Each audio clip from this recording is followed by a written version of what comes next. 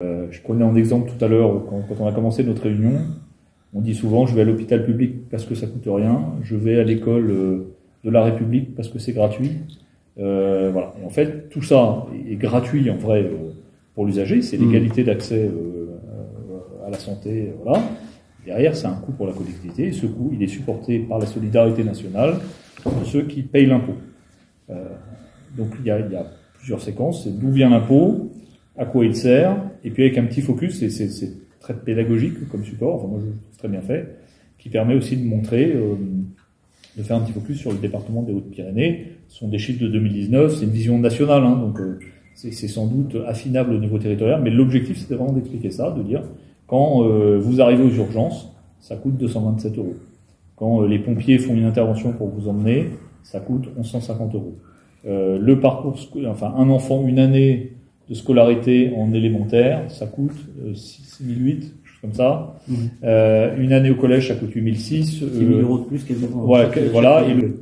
Les Français, contrairement à ce qu'on pourrait penser, sont attachés à l'impôt comme citoyens. Ils sont assez civiques, et puis ils considèrent, ils ont une attente très forte en matière de prestations sociales, en matière de qualité des services publics, et ils sont aussi très attachés à la solidarité nationale, au caractère redistributif de l'impôt vers des redistributions de richesses.